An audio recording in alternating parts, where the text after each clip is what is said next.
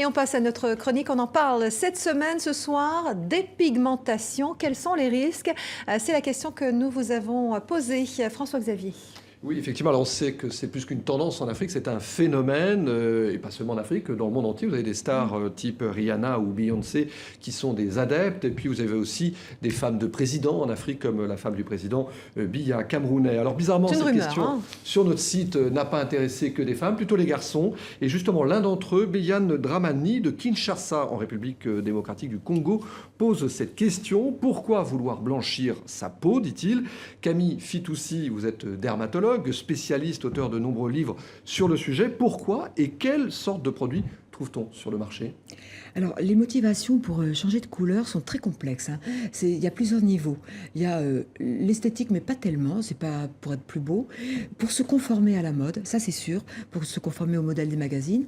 Et puis plus profondément, il y a quelque chose de sociologique. C'est-à-dire qu'on a l'impression que si on est moins noir, on aura un meilleur accueil dans les pays, un meilleur accueil professionnel, et même au niveau de la séduction, on sera plus séduisant.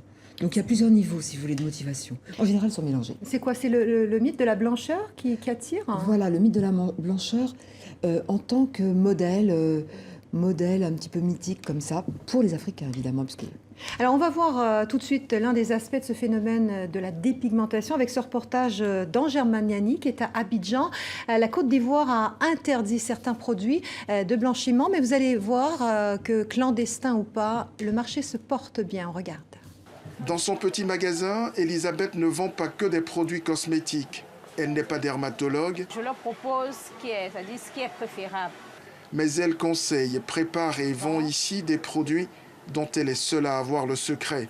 Ces mélanges ne répondent à aucune norme scientifique. C'est une question d'habitude. Mais ça lui marche. Pour ce travail, je le fais à 7 000. Tout ce qui est éclaircissant marche, tout ce qui est clarifiant marche. Parce que celles-mêmes qui viennent, quand elles me disent « je ne veux pas m'éclaircir », mais en même temps, sur 10 femmes noires, 7 voudraient être claires. S'éclaircir la peau à tout prix, des hommes et surtout des femmes s'y adonnent de plus en plus. Et cela inquiète. Voici l'une des photos de Mouna il y a quelques mois. J'étais une blanche. J'ai essayé, en 6 mois, j'ai été claire comme ça, blanche. Mais un matin, j'ai décidé d'arrêter parce que c'était de l'esclavage. Pour elle, ce sont les hommes qui poussent les femmes à la dépigmentation. Parce que les hommes, ils adorent les femmes claires. Ils adorent les filles métisses. Mais que répondent les hommes à cette accusation? Les avis sont partagés. Si elle s'éclaircit à cause de nous, moi je pense qu'elles ont une raison. Puisque moi-même en face de vous, j'aime les femmes claires. C'est dépigmenter, forcer le teint pour avoir un teint à son goût. Là. Moi, vraiment, ça ne me sied pas. Aucune étude sérieuse à l'échelle nationale n'a été faite à ce jour pour mesurer l'ampleur du phénomène. Une certitude, en Côte d'Ivoire, la dépigmentation n'est plus un simple phénomène de société. Elle est aujourd'hui un vrai problème de santé publique. Alors Camille Fitoussi, je vous ai vu réagir pendant ce reportage. Une réaction d'abord? Eh bien, je trouve que vous avez la chance d'avoir trouvé des personnes qui ont parlé aussi ouvertement. On n'en trouve pas du tout en France. Quand on veut faire des études, il faut vraiment y aller à mots couverts. Et on ne dit même pas les choses. C'est un petit peu comme, je sais pas, les liftings ou des choses comme ça. Et les gens ne le disent pas. Je suis étonnée de voir les personnes que vous avez interviewées. Ça ne se fait pas aussi de façon aussi claire en France. Alors on vient de voir ces produits piratés ou non sont sur le marché, mais quelles sont les conséquences donc sur la santé concrètement? Alors ça dépend des produits. En gros, il y a 3 sortes. Il y a ceux qui décapent. Alors les conséquences, c'est les brûlures, évidemment. Il y a ceux qui agissent chimiquement. Donc dans ceux-là, il y en a 2 sortes encore. Ceux qui font des peelings permanents de la peau à base de vitamines et tout ça. Et puis enfin, il y a la cortisone et l'hydroquinone qui sont les 2 principes actifs réellement efficaces et qui sont les plus utilisés d'ailleurs, souvent en mélange, et qui ont le plus inconvénient. Le principal étant que la dépigmentation est transitoire, c'est-à-dire qu'il faut continuer tout le temps et de plus en plus.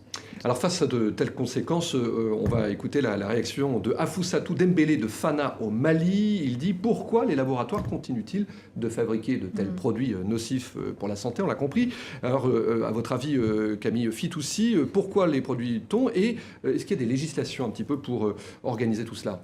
Alors là, la réponse est simple. Il y a un marché gigantesque. Donc c'est un marché extrêmement fructueux. Donc la réponse est simple, c'est du marketing. Alors après, comme vous l'avez dit très justement, c'est interdit dans beaucoup de pays, notamment la France, hein, puisque l'hydroquinone est interdite. Mais il y a un marché parallèle très important. Il y a des usines entières qui tournent dans certains pays. Les produits qu'on retrouve, nous, en France, sur le marché de Château-Rouge, qui est le marché le plus connu dans le 18e, sont en provenance souvent du Nigeria ou d'Italie. Voilà. Alors après les dégâts que vous avez évoqués, il faut réparer. Et François-Xavier, il n'existe apparemment aucune recette miracle. Eh oui, c'est d'ailleurs la question de Dorian Odonda à Brazzaville, en République du Congo. Existe-t-il des solutions pour effacer les taches provoquées par ces produits, Madame Fitoussi? Alors déjà, la première chose, la première solution, c'est d'arrêter. Et c'est très difficile d'arrêter, parce que quand on arrête, on refonce. Et encore plus, il y a un rebond pigmentaire. Donc c'est très difficile. La peau, c'est comme si elle avait été bloquée. On refonce. On redevient plus noir qu'on l'était auparavant. Transitoirement. Hein. Mais c'est vrai que c'est très difficile l'arrêt. Donc il ne faut pas le faire d'un seul coup. Il faut faire un sevrage progressif. C'est-à-dire ne plus en mettre tous les jours, mais tous les 2 jours, diluer les produits. Là, je vois sur votre reportage, c'est formidable parce que on montre un tas de produits, on montre un tas de conséquences, c'est très très bien. C'est ce qu'on voit, nous, aussi, en consultation. Et puis, il y a des choses plus graves qui ne sont pas dites. Hein. Il y a des effets sur la santé en général. On a décrit, au Mali notamment, l'augmentation, et au Sénégal, l'augmentation du diabète et de l'hypertension, parce que quand on utilise la cortisone, ça finit par rentrer dans le corps, et c'est comme si vous mangez, comme si vous preniez la cortisone tout le temps. Allez, je vous propose de terminer sur une petite note d'humour. Elle nous vient d'Aruna Bari de Tripoli, en Libye. Non seulement ça gâte la peau, dit-il, mais ça fait gaspiller beaucoup d'argent. Vous êtes d'accord? C'est pas si cher que ça. Je dois le dire que sur le marché, c'est pas si cher. Alors, c'est même en Afrique, même sur le marché africain. On trouve des produits vraiment pas chers parce que c'est des contrefaçons qui sont...